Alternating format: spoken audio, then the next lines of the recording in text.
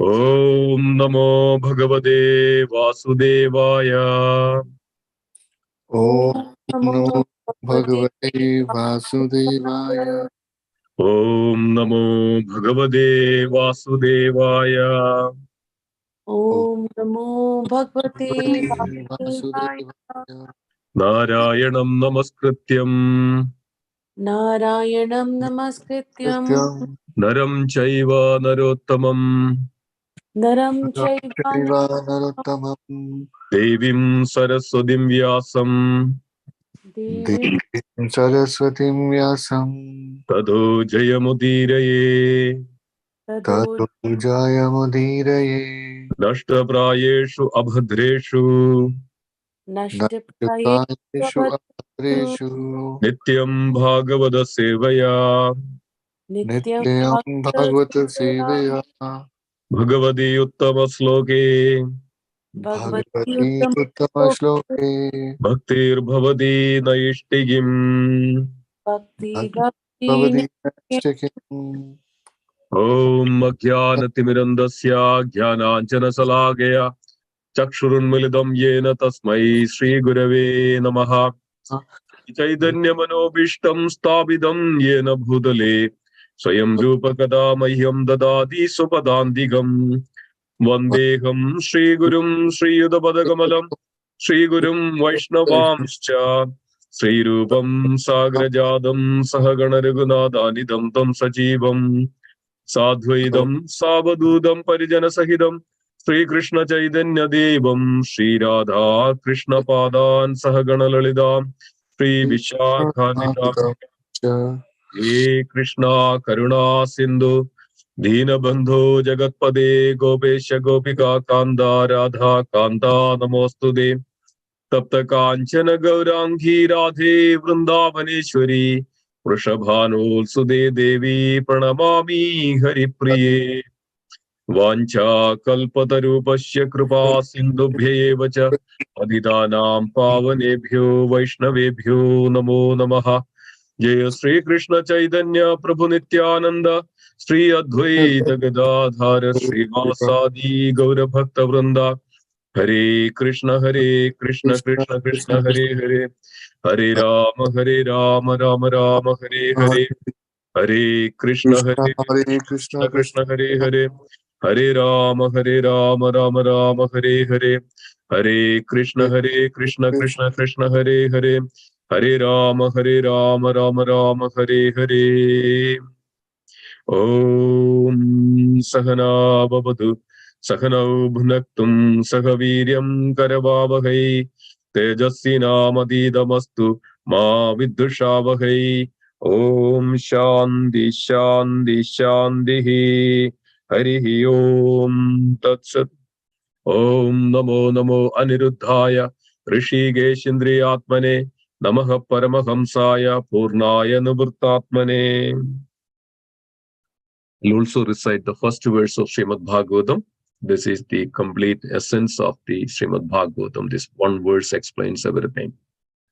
So the entire Bhagavatam is described and narrated from this verse. Om Namo Bhagavate Vasudevaya Janmadyasya Yado Anyayadidraschatve Zabijjaswarat Tene Brahma Hridaya Adigave Muhyandi Suryaha Tejo Vari Mridam Yada Vinimayo Yatra Susargo Amrisha Dhamna Swena Sada Nirastagokham Satyam Param Dhimahi. O my Lord Sri Krishna, son of Vasudeva, O all-pervading personality of Godhead, I offer my respectful obeisances unto you. I meditate upon Lord Sri Krishna because he is the absolute truth and the primeval cause of all causes of the creation, sustenance, and destruction of the manifested universes.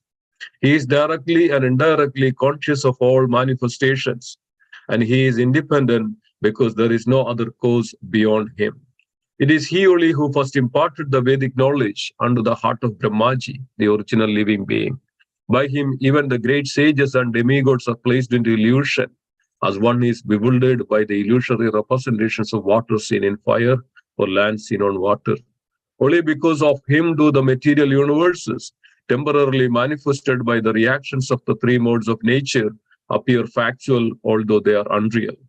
I therefore meditate upon him, Lord Sri Krishna, who is eternally existent in the transcendental abode, which is forever free from the illusory representations of the material world. I meditate upon him, for he is the absolute. Yeah. Thank you, dear devotees, for joining. So let's get into the verse. We were going through the third canto, first chapter, which is titled by Questions by Vidura. And we were going through in the last class about the glories of the twin brothers of Pandava, Ashwini Kumaras. And we get into the verse. So today we are going to cover the 40th verse, which is glorifying the Queen Kunti, Mother Kunti. It's a very beautiful verse, and we will get into it. So this is the 40th verse of third canto of first chapter. Aho pridhabhidriyate arbhagarte rajarshivariena vinabhidena yastoyega viro dhirado vijigye dhanurdhiya kugubhas chadrshaha. Aho pradabhidriyate arbhagarte rajarshivariena vinabhidena yastoyega viro adhiradho vigyade dhanur diktya kugubas chadarshaha.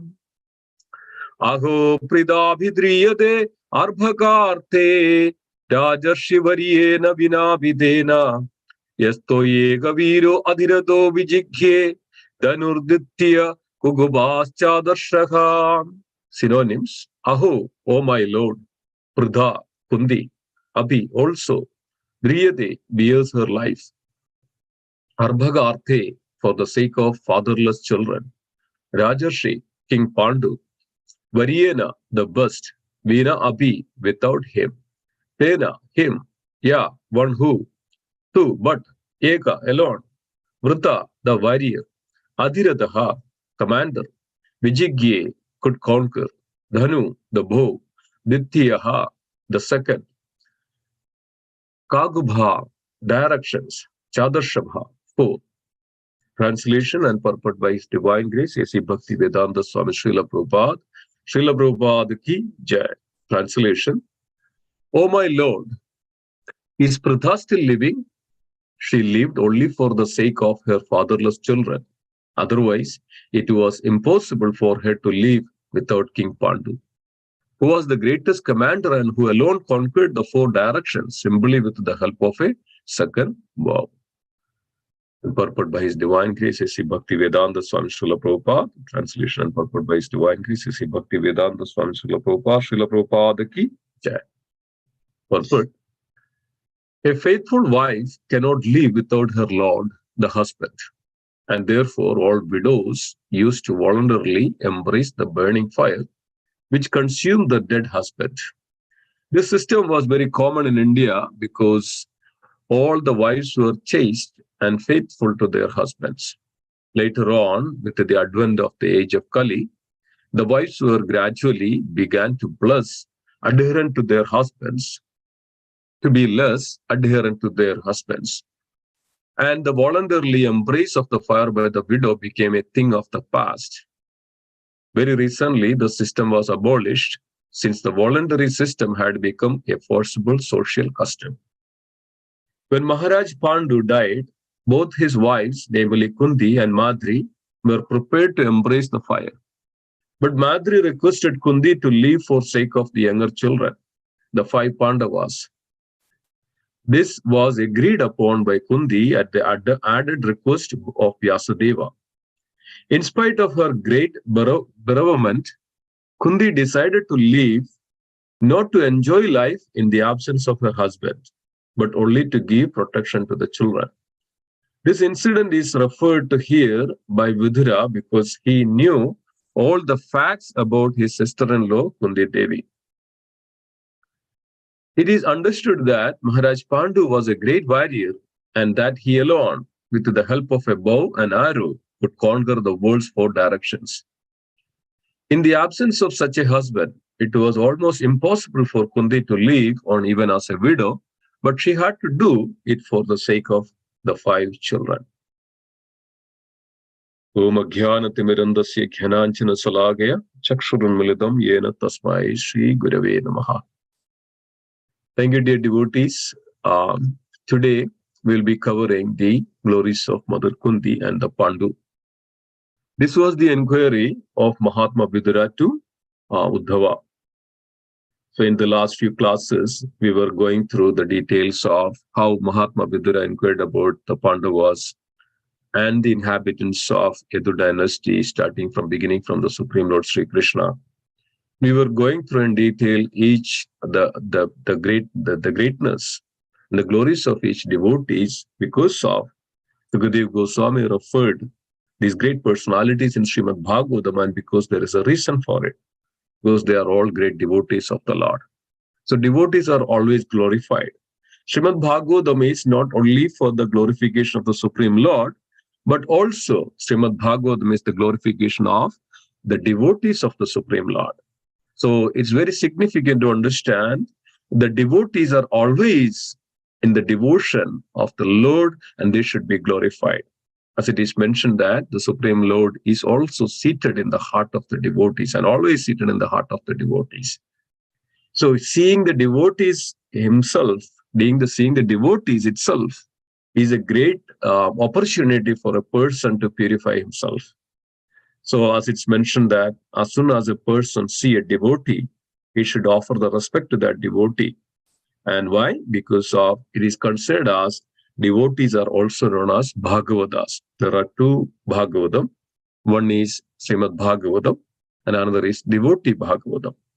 So devotees have such a great position or great, their greatness that they are to be worshipped. Devotees are also to be worshipped in all respect. And anybody sees a devotee should give a respect to that devotee.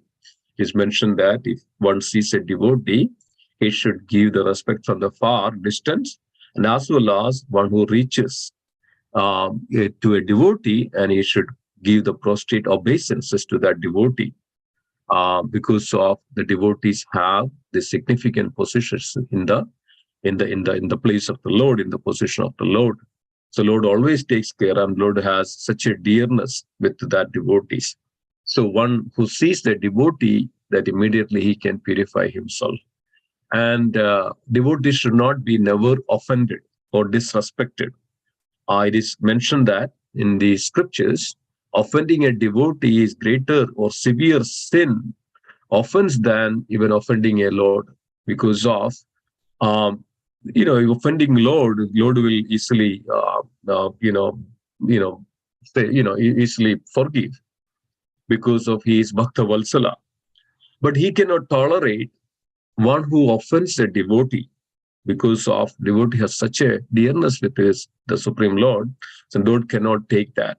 So Lord always never forgive one who offends a devotee. So it's very important to understand that never disrespect a devotee of the Supreme Lord. One who sees the devotee, he should be pleased in his heart.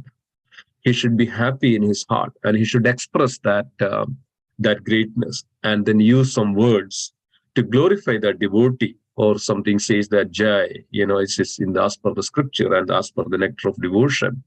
It is one of the limbs of the the devotional aspects that glorify the devotee with the appropriate words of glorifications.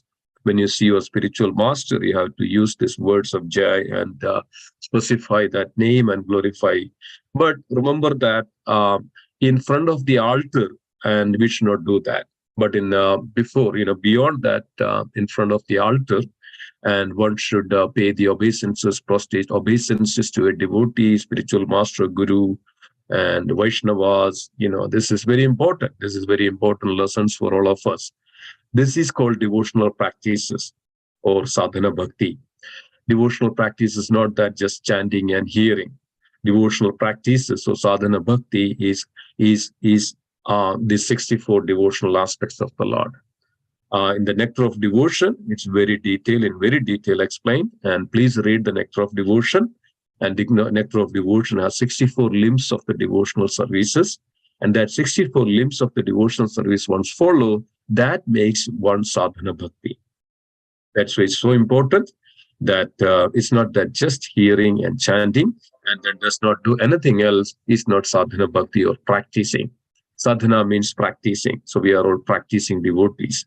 So it's very important to understand this fact in order to progress in our devotional journey. So here it's very important that Sukadeva Goswami is mentioning all these devotees in Srimad Bhagavatam because of their greatness. And just by hearing about, even more pleasing than the hearing about the glories of the Supreme Lord. So we know that Srila Vyasadeva compiled Srimad Bhagavatam. And when Srila Sukadeva Goswami then recited the Srimad Bhagavatam and narrated and explained to Parishit Maharaj, it became more sweeter. So that's the greatness of hearing Srimad Bhagavatam from a devotee. So hearing Srimad Bhagavatam from a devotee is more sweeter than which is originally mentioned. It is originally mentioned. So always hear Srimad Bhagavatam from a devotee, which will be more sweeter than any of other hearing. So that's why we should hear from a pure devotees of the Lord. Then it will be more purifying and more purifying and more purifying, and our heart will be so cleaned. So it's very important. So that's why Sukadeva Goswami even glorifying the devotees of the Lord in Srimad Bhagavatam. There are so many wonderful devotees, and especially today, and the mother Kyun, the Kundi Maharani or Mother Kundi. So Mahatma Vidura was inquiring about the welfare of the Mother Kundi. So Mahatma Vidura was inquiring, "Oh my Lord, is Pritha still living?" We know that Pritha is known as Kundi Devi, Kundi Maharani. She lived only for the sake of her fatherless children. We know that all these incidents. And Maharaj Pandu married to Kundi Devi. Kundi Devi is the daughter of Shurasena, and then later Shurasena's friend known as Kundi Bhoj, and another kingdom and another king didn't have any child. And because of the compassion of Shurasena and Kundi Bhoj mentioned that I would raise Kundi into my kingdom, and I would, that would be very much obliged. And Shurasena agreed on that, and then Kundi was lived and raised in the kingdom of Kundi Bhoj. That's why Kundi is known as Kundi, because of Kundi Bhoj, the king of Kundi Bhoj raised Maharani Kundi. Then how Kundi became Maharani? Because of Pandu Maharaj, Pandu. And Pandu married Kundi, and King Pandu also married to Madri, the daughter of the kingdom Madhra. And here we can understand and see that the glories of Mother Kundi is not just that because of Kundi was a queen of Maharaj Pandu or a sister-in-law of Madri. Because of Kundi's tolerance, Kundi's patience, and Kundi is always upheld in the history of our Sanatana Dharma because of the behavior and the character and the great devotee of the Lord. Kundi, because of Kundi was a great devotee of the Lord. That's why Kundi Maharani is mentioned here in Srimad Bhagavatam. And Mahatma Vidura was uploading the greatness of Kundi Maharani and remembering Kundi Maharani. Kundi Maharani was sister-in-law of Mahatma Vidura. So we know that the Bhishmadev in the Hastinapur, in the Kuru dynasty, in the Hastinapur, and then Bhishmadev was the eldest of Maharaj, Maharaj, I forgot the name. Yeah. King Shandanu, right? Shandanu Maharaj. And Shandanu Shantanu was the eldest of the Kuru dynasty, and then Bhishmadev was the eldest of the Shantanu, and then Shantanu, and then then we know that the story of that Shantanu married to the the Malsegandhi, or called Satyavati, and then we know that before that Shantanu had a son. Shantanu had a son known as the Vijitra, the Shantanu had a king known as the Bhishma. Bhishma then took a vow that he would never marry, because of his father had to marry to the Satyavati. Then the king got married to the Satyavati, and then they didn't have a child, and then also the Shantanu passed away, and then the Shantanu, then they had a child. They had 3 children. They had a child called Vichitravirya, and then Vichitravirya, then they passed away, and then Bhishma decided not to marry, and but Bhishma went to and got these 3 sisters of Amba, Ambika, and Ambalika. Then Vichitravirya then had to marry Ambalika, and then they didn't have any child. So this is the time then Satyavati that invited Vyasadeva. There is a yoga siddhi. Through that yoga siddhi, Mother Satyavati invited Srila Vyasadeva that to bless these daughters of the queens of the Vichitravirya to begot the child. So then Ambalika, so the Vyasadeva was not so good looking, and when Vyasadeva approached Ambalika, the Ambalika became so much pale, and her face became so pale, and she's frightened, and she had a fear because of it's not good looking. And then because of that reason, the Ambalika gave a birth to a son known as Pandu, and Pandu the name became Pandu because of Pandu was very pale with the colors of the face and things like that. But Pandu was very powerful. Pandu was a very powerful king, and then Pandu then became the eldest of the dynasty. Then Pandu became the king of the entire Hastinapur, and then Pandu was very powerful. So in the early ages of Pandu conquered so many kingdoms like Kashi and Magadha.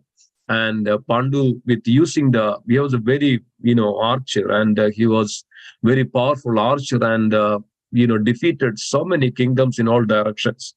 And Pandu expanded the kingdom, and even Magadha was defeated by Pandu. Even Kashi and Trigarta, different other kingdoms, Pandu was expanded the kingdom, and that's why he became known as Maharaj Pandu, emperor. Maharaj means emperor, Maharaj. So that's why the Kundi Maharani also becomes queen or Maharani, Rani and Maharani. Kundi became the Maharani because of the power of Pandu. So then Pandu, then they got married, and then Pandu went to a forest for hunting. Then Pandu killed a sage. It's known as Krudadekta, maybe correct.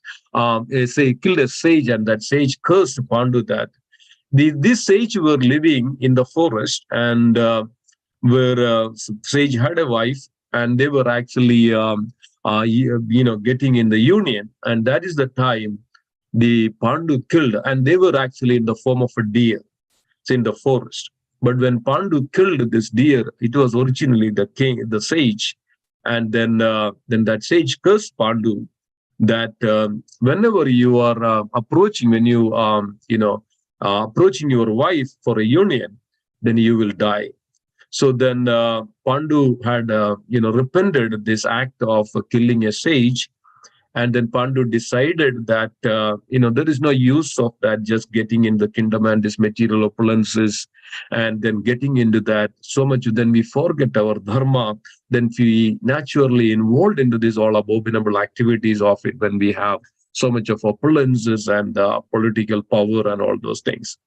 So then Pandu was repenting all these, and Pandu decided to leave the kingdom and go to the forest and live in an ascetic in the forest. So Pandu went there, and then Kundi and Madri followed Pandu, and then they were living in the forest. And then we know that how they were not, Pandu was abstaining from joining with his wives. So then they decided to have the children by the the prayers of Queen Kundi, that Kundi had a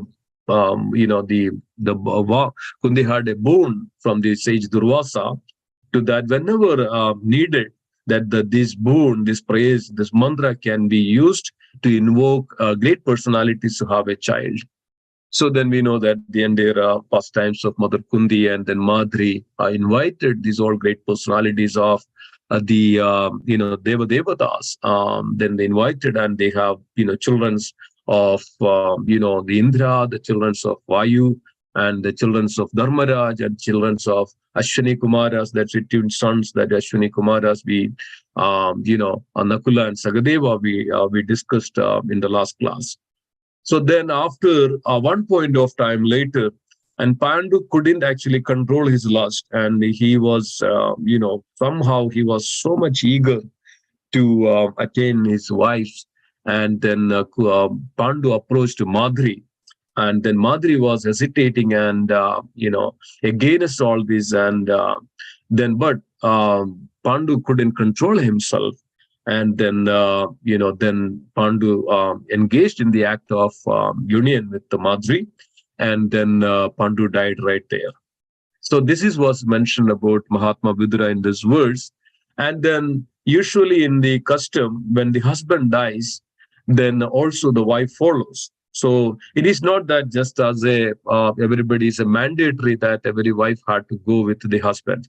But in olden customs, dear devotees, think about that this was happened almost 5,000 years ago. And this was a great custom and great a way of life, that the wives was very chaste always. The wives very chaste and always respect the husband as a lord. So it's mentioned that Padi Devo Bhava or Aditi Devo Bhava means when an Aditi, as a guest, comes to our home, it is as equal as we should treat them like the Lord. Because of when a guest came, and that's called Aditi, and when Aditi comes, then we should treat them like God, because of they considered us treating as a guest is considering treating like serving like a God. So this is the concepts that also wife always treat the husband as Padi or God. Because of the olden days, we had a great system of every husband, very much the dharmic, very much pious, and very much in engaging in the protecting the family and the children, and especially protecting the wife. And this is the duty of a husband, always to protect the wife in all respect and all the time, and providing all the necessities to the family and the wife, and taking care of the wife and the children. This is the duty of a husband in all time, in all respect. And we never heard of a divorce or separation or anything like that. Once they married, that means it is eternal. And it is mentioned that a person marries and they were together for 7 generations, not only this generation, or 7 generations they are together, and then they attain the Lord. So it is mentioned that when the wives are actually take care of husband in the duty of a dharma, that's to take care of the husband in all respect. It's not that just take care of the husband with the love and respect, with the love and devotion. And we know that in all respects of in the history of our Mahabharata, and we know that the Mother Lakshmi, even though Mother Lakshmi is the greatest of the dear devotees of the Supreme Lord, and Mother Lakshmi always sit at the lotus feet of the Lord, and always take care of the lotus feet, and taking that humble position, and always respect and take care of the necessities of the husband. And this is the duty of a wife. And this is not only the duty. First of all, remember that it's great fortune that one girl getting a husband. It's a great fortune in their life. And it is mentioned that a girl doesn't have a husband in her life, and she is most fallen because of she cannot attain the heavenly kingdom or the highest planet, or she cannot liberate herself if she doesn't have a husband. Because of through the husband, the wife gets the liberation. So through the service to the husband, a wife gets the liberation, and a wife is not chaste, and it's mentioned that she falls down into the lowest of the hellish planets because of this is the against the code of dharma. And this is the dharma, this is the way of life that everybody has to follow, because of this is the way that even a wife gets the liberation. Wife's primary duty is to take care of the husband and the children. That's the primary duty of a wife. It is mentioned that it is even that whatever the pious credits a husband has, whatever the devotional activities a husband does, a devotional services a husband does, the 50% all goes to her wife, to his wife, to herself. She doesn't do anything, just serve the husband. So why it is like that? Because of when a wife serves the husband, a pious husband, a devotee husband, all the pious credits and the devotional benefits goes to the wife, because of they are both in the service of the Lord. It is mentioned that that's why in our culture, in our all that husband and wife should together serve the Lord. So we know that in the devotee family, it is very very greatest that when husband and wife serves together, then Lord pleases so much. We know that when Chaitanya Mahaprabhu went into the Advaita Acharya's house, one day Chaitanya Mahaprabhu was planning to travel to Vrindavan, but Nityananda Prabhu and other devotees wanted to bring him back in Navadip. And then Nityananda Prabhu told that, the Ganges goes this way. And then they took the side road of the Ganges. It was basically Gauranga Mahaprabhu thought that is Yamuna, but it was Ganges. So Nityananda Prabhu tricked. Actually, then Chaitanya Mahaprabhu came to the house of Advaita Acharya. As soon as Mahaprabhu appeared in the house of Advaita Acharya, then everybody was so jubilant, and this is the time that Mother Sachi Devi could see Chaitanya Mahaprabhu again, because of Chaitanya Mahaprabhu left for sannyas, and sannyasi then never come back. But by the intense desire of Sachi Devi that just to see her son, Nityananda Prabhu made this arrangement, and Mother Sachi could see Chaitanya Mahaprabhu. So the point is, when Chaitanya Mahaprabhu appeared in the house of Advaita Acharya, then wives of Advaita Acharya was preparing the great feast. So in the Srila Prabhupada mentioned the purport, and in that purport Chaitanya Charitamrita, it is mentioned that wives always cooks and prepare nice bhoga for the Lord. When the wives cooks and prepare nice bhoga for the Lord in the intention that to serve the lordships, and the husband then takes that offer to the Lord.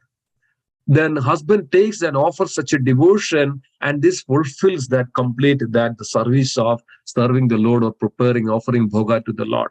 So wife prepares nicely and offer to the Supreme Lord. This was exactly happened that in the Advaita Bhavan, that the wife of Advaita Acharya prepared, and then Advaita Acharya offered this great feast to the Sri Chaitanya Mahaprabhu, and Chaitanya Mahaprabhu became so pleased. So these are all great learning for all of us, dear devotees, as a devotee husband and wife. Then they serve together. So their main goal is to serve the Supreme Lord together, nothing else. That's why it's a great fortune that a person, a wife gets a husband, a devotee husband is a great fortune. A one girl gets a devotee husband is a great fortune, because of together they can serve the Supreme Lord. Not only that, in the Purushartha, Dharma, Artha, Kama, Moksha, in this Dharma, Artha, and Kama, Moksha, and the husband and wife are actually together in order to get that moksha. So that's why it is mentioned that in any of our devotional aspects, or any kind of our praise, or any kind of yajnas, or any kind of sanskar, the husband and wife sit together, and always the wives takes the position of the left side of the husband, because of it's also mentioned that the Mahalakshmi also lives on the left side of the Supreme Lord. So in the similarly, the every woman is actually eternally related and eternally connected to her husband. It's not that just this lifetime they come together. In the past lifetime also they were together. That's why they got their same coming together, and that's why they are getting married and they are together. So in all generations or all lifetimes, the wives and the husband and wife, they are serving together. And if they are pious and if they are good, sometimes what happens, this chain breaks because of then they get divorced, or when they get separated, when they go away from it, and when they are against the husbands and all those things. So anybody as against her husband, or talking against, or going against, or doing anything against her husband, then this chain breaks and they separate. And that's why they people get sometimes they don't get the husbands in the next lifetime. They're getting not getting married. And so we can see that in this age of Kali how things are, and even girls doesn't get married because of all these past sinful activities. A person does sinful activities and they have to go through their sinful reactions. So we can see that this age of Kali, how it's progressing. Now there is no much not so much of concerns about getting married or things like that. But getting married to a proper person is a greatest fortune for a girl, because of this is the Lord's will that it happens. So you know that the story of a Sati and and her husband, in the sorry, the Satyavan and Savitri, not Sati. Yes, and we also know the story of Sati, how the Sati or Parvati, did a great penance to get the Lord Shiva as her husband. So in olden days, the girls used to take a fast. So girls used to pray for it, and especially on the Monday. It is Monday. They used to pray to the Lord Shiva to get a good husband. Get a good husband in the sense that they get a good husband, and once a girl is become pious and devotional, and they get a good husband in her life because of their prayers and in the past life they had together. And we know that in the case of Mother Aditi and Kashyapa, and they also took birth in the and many different other lifetimes. And we know that the Dhara and Drona and Vasudeva and Devaki, they were all together in their past lifetimes, and this we can see from the scriptures. And so many examples out there, they were together in the past lifetimes. So here it is mentioned that Mother Kundi also was very chaste, and Madri was very chaste. So even at the time of death, this was voluntarily, this was a custom that they follow their husband, because of then only they can attain their liberation. So who will actually leave a pious and a good and a devotee husband? Because of only through them, that because of then they get all the pious credits and devotional credits, so they can attain the Supreme Lord. Even though any mistakes or commit any mistakes in the duty of the wives, but then the husband forgives, then everything nullified. There is no offense, because of the wife's very chaste and very much subservient to serve her husband, and husband pleases. When the husband pleases, the husband grants the children. Husband grants the children to the wife, children to that pious, fortunate person. So it is mentioned that a girl has children or wife has a children. This is the mercy of her husband or the mercy of the Lord. When a wife has children, then through that children also, this girl, this wife can also, even if there are some mistakes or committed any mistakes or offenses, that through the children, this soul, this wife can attain the kingdom of God or get the liberation. So, dear devotees, this is the greatest culture or the sanskar we had, greatest understanding and greatest way of life we had. That what a wonderful the dharmic life or the duty of a husband and the duty of a wife. This is called the dharma, the responsibilities, the duty or eternal duty. So, the eternal duty of a wife is to take care of the husband in all respect. And Srila Prabhupada also mentioned that this, when the devotees get married and then they have children, and then what is the first duty of a wife? the first duty of a wife is to take care of her husband and the children. This is as equal as taking, serving the Supreme Lord. So they get all the benefits serving the Lord, same as when they are serving her husband and the children. Because of that's a duty, the primary duty of a wife is to take care of her husband in all respect, in all time. Even though it is mentioned that sometimes nowadays this concept is there, when the husband is not having a proper job, husband is sick and he cannot do anything, and this wife neglect, their husbands, and they don't take care of it, and it's so pathetic and so painful, right? So those such kinds of act is so heinous, and they had definitely has to go through this, goes through the hellish conditions of their life. But a wife who takes care of the husband in all respect, even though not having a proper job or, sin, it's, this mentioned also in different scriptures like Manusmriti and all those, Srimad Bhagavatam and Mahabharata, how our old greatest heroines and, greatest of that all time that we can look at them, how they took care of their husband in the history of Puran or Mahabharata.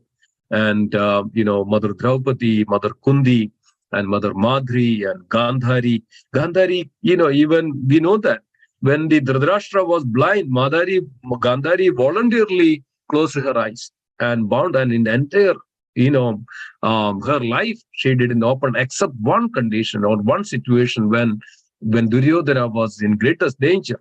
Because of that, Gandhari had such a love for Duryodhana that Gandhari came to know that, this battle is so severe and she may lose all her, children, especially the eldest son of, the Duryodhana. Then Gandhari mentioned that you come naked and I will give all the blessings to you. So that is the only time Gandhari opened her eyes. Otherwise, she didn't open her eyes but for sake of her husband, Gandhari all her lifetime covered her eyes with, covered her eyes. So this is the chaste woman, and they lived for her husband. So this is this is what it is mentioned here, that Mahatma Vidura, and remembering that even Kunti Maharani was willingly to go with Pandu Maharaj when Pandu died, and there is a the funeral pyre or the fire of then Madri actually took voluntarily, entered into the fire and went along with the Pandu. But then Vyasadeva also came and reminded Mother Kundi that this youngest children in the forest, and if you enter into the fire, then there is nobody for Kundi, for the Pandavas, for the children. And then then Mother Kundi actually restrained from entering into the fire. And then that we know that then Kundi Maharani then lived only for the sake of her children, and then always remembering her husband Maharaj Pandu. So this is their devotees. This is our lifestyle, and this is what is our Vedic life. That we always in the code, within the code of Dharma, we always live within the code of Dharma. So then that itself can protect us. That itself gives us the liberation.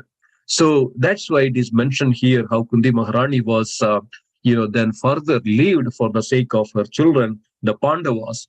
And then we know that then how Kundi Maharani is also not only, but Kundi Maharani was the greatest devotee of the Lord. We know that in the Srimad Bhagavatam, Kundi Maharani was praying to the Supreme Lord, and Supreme Lord was the nephew of Kundi Maharani, and for Krishna, Kundi Maharani was aunt.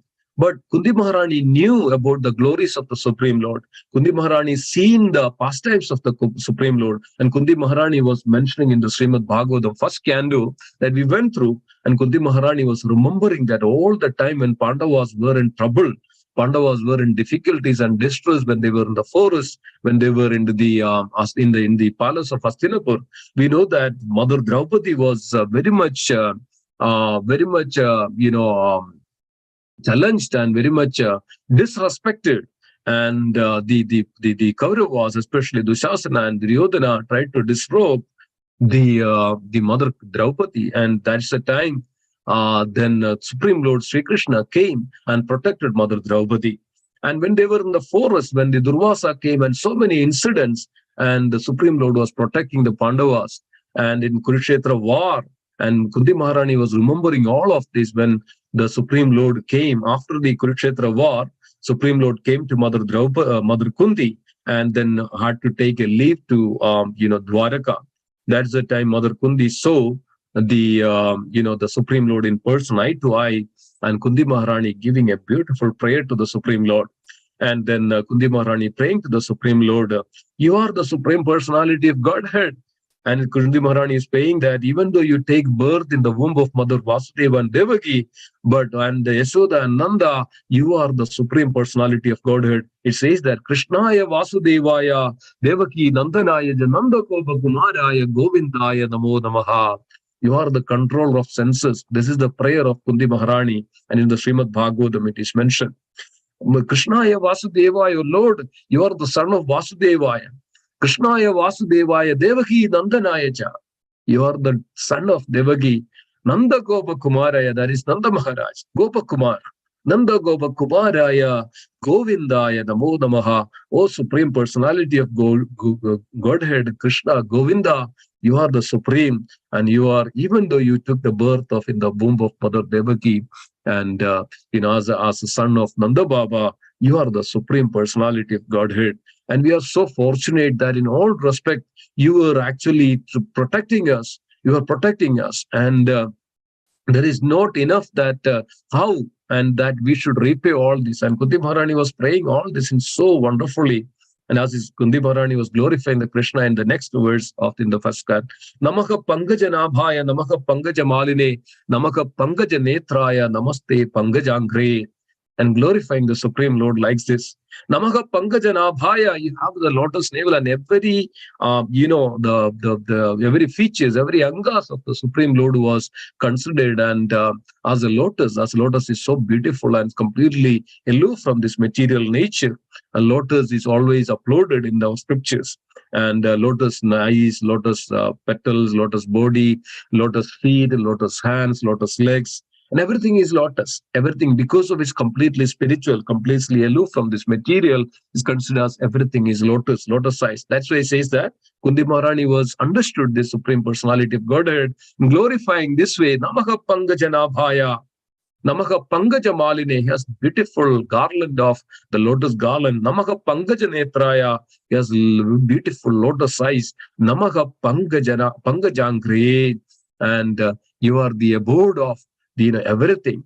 And this is the way Kunti Maharani was praying to the Supreme Lord. And Kunti Maharani, this was very famous words. Kunti Maharani saying that, "O Supreme Lord, that please give us calamities, please give us distress and problems. When there are problems, we remember you, we pray you, and we see you. And when we pray you, when we involved in our devotional service, when we offer our devotional service, then we can see you. And seeing you means, oh Lord, that then we get attain the liberation. That is the only way we can attain the liberation." So Kunti Maharani is praying even to the Supreme Lord to give again and again the distress and this suffering condition, so that we can always remember you. So dear devotees, we can imagine that how a powerful devotee of Kunti Maharani. Kunti Maharani is considered as equal as the position of Mother Devaki and Mother Yashoda, and as equal as the same position of Mother Devaki and Yashoda, because of Kunti Maharani's that devotion, that pure, sincere devotion to the Supreme Lord.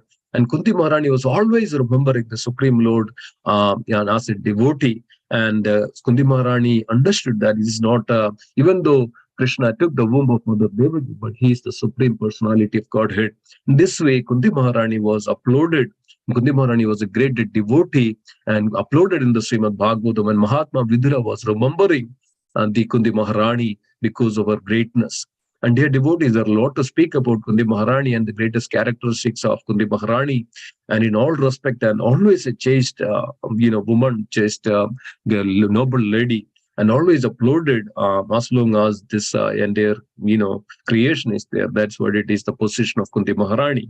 So thank you, dear devotees, for joining today. And it is so wonderful to go through this all and hear about the glories of Mother Kunti, and it purifies us. Thank you so much. And we would stop here and clock. And Hare Krishna. Hare Krishna, Prabhuji. Hare Krishna. Thank you for the wonderful class, Prabhuji. Prabhuji, I have a question.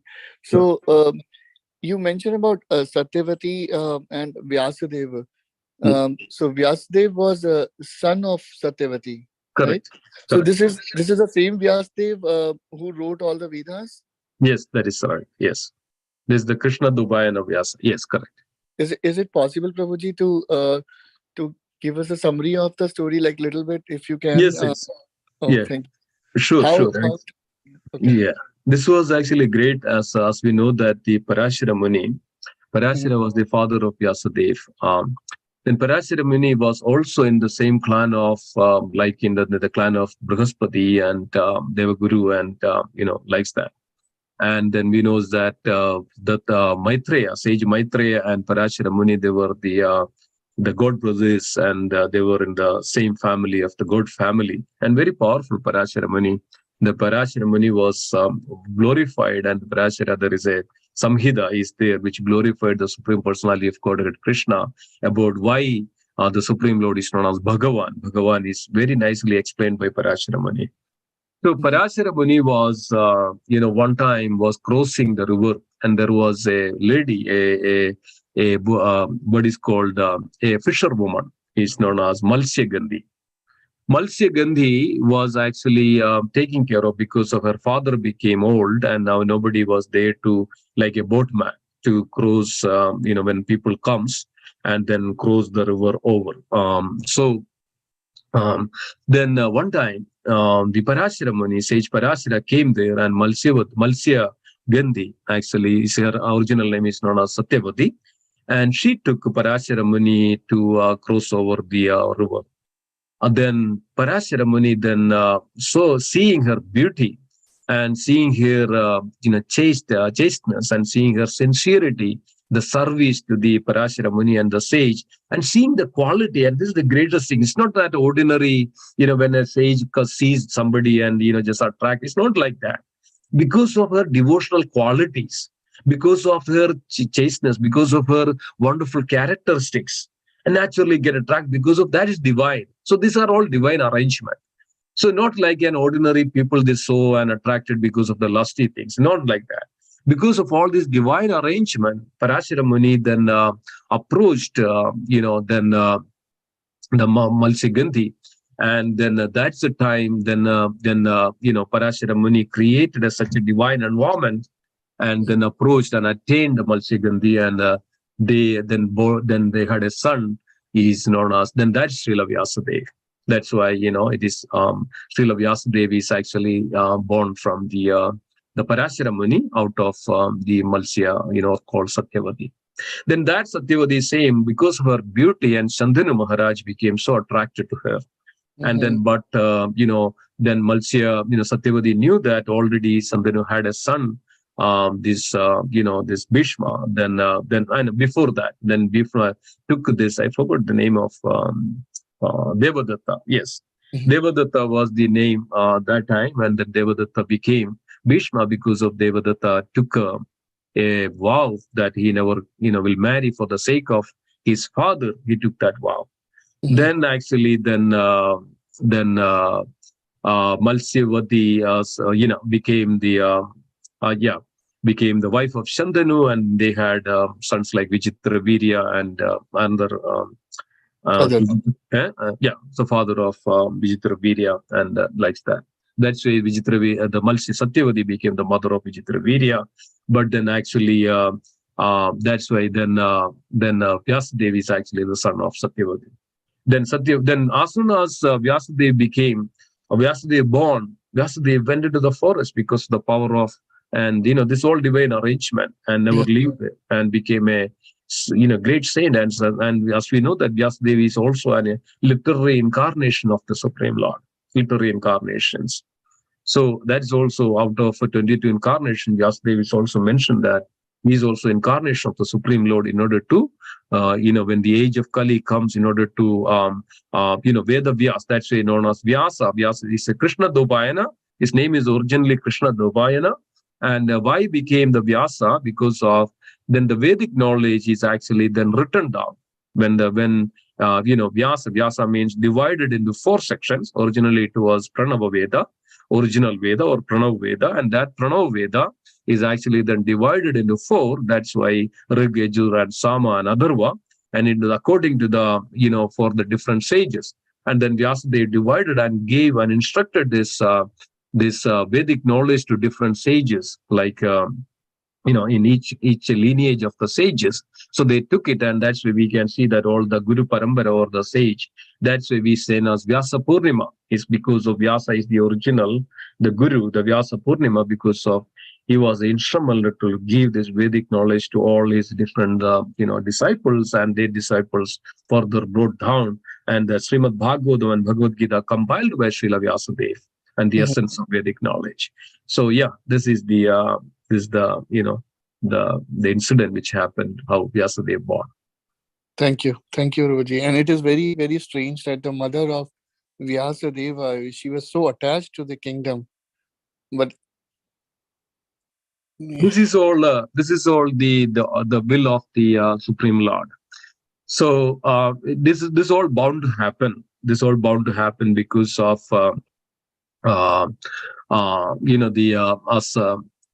Bhishmadev. Bhishmadev was an ordinary personality. Bhishmadev was a Vasu, and Vasu had to live here for quite a long time as a curse of I think sage Ashtravakra, something like that. So then had to live here for a long time. So it's all an arrangement of this was, and then Pandavas and Kauravas and Krishna had to appear, and they were not ordinary souls, and they were the demigods, and like that.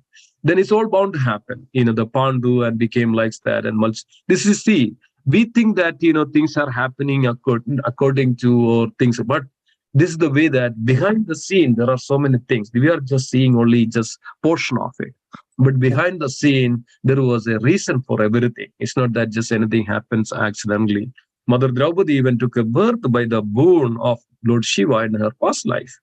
And Vidura Maharaj is not an ordinary soul. Vidura Maharaj was Yamaraj. Vidura Maharaj was Yamaraj, became Vidura because of Vidura Maharaj. Yamaraj, got cursed by a sage. I forgot the name. So like that. So they all had to go through. And also this is not that just one, single straight direction for their life. There are many reasons for it. So that's why it's all happening. But we may say that's why we need to understand Srimad Bhagavatam from the realized soul to understand these all data. Otherwise, we will see that why Malsyavadi or Satyagandhi, just got like that and attached to the kingdom. No, because there is a reason. When she attached to that, then the Pandavas and Dhritarashtra, Pandu came. This all prepared for the appearance of the Krishna, and then all this has to happen. So the Pandavas and the entire kingdom is actually under the rule of.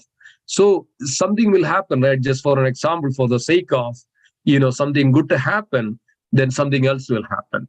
So this leads. One action leads to the another action.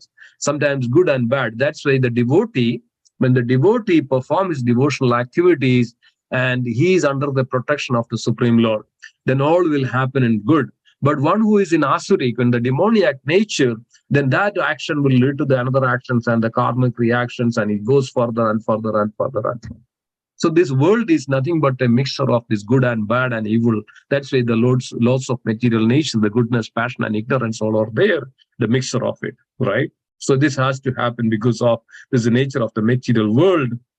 One has to go through all this, but in all situations, all circumstances, the Lord will protect all his devotees, and that we can see in the case of Pandavas, right?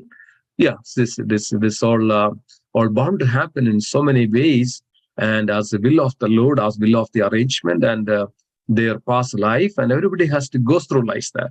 It's not that just one lifetimes that we are coming into this world. We are actually carrying the activities and actions and the results of our action from many, many millions or billions of lifetimes. That's what is we are here today, right? So what we are going through, and we don't know how many lifetimes we have more and what we go through. We may be a human this lifetime. We never know what is going to become the next lifetime and what we go through. This is all the arrangements, the will of the Lord, happens. And then we also have a free choice, a free will, that every lifetime we have an opportunity to, come to the Krishna and eradicate that's a human form, is to eradicate our karmic reaction. But we never understand, we never know, but we accumulate all sinful reactions and karmic reactions further and further. But the human life, only in the human life that we can eradicate all these karmic reactions. Right? It's a great fortune for Satyavati to get this Vyasadeva as her son. That's the greatest. But yes, he became the, this is quite natural. This all happens as every, even, this is the will of the ordeal of the Supreme Lord. We can say that to happens for the great personalities like, otherwise, think about that. The Supreme Lord is coming as the son of, Satyavati, right? So like, Yes, Prabhuji. Very nice class, Prabhuji. Prabhuji, I have to go and Ramakrishna Prabhu, Jai. Hare Krishna, Prabhuji. Thank you for joy. Yeah. I was actually dressing Prabhupada. Uh-huh. I have to go and do Guru Puja. Oh. So I will quickly show you all the darshan, Prabhuji. Oh, yes, please. Sorry. Very nice. Very nice, Prabhuji. Thank you. Yeah, so nice.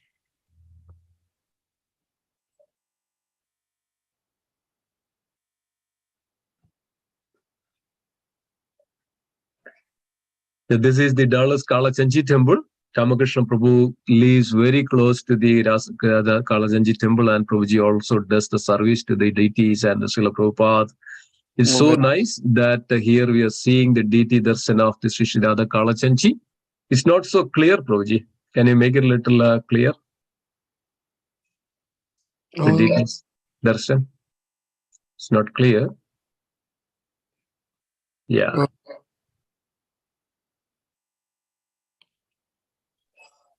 Yeah, we could see just Maybe some problem. Maybe, yeah.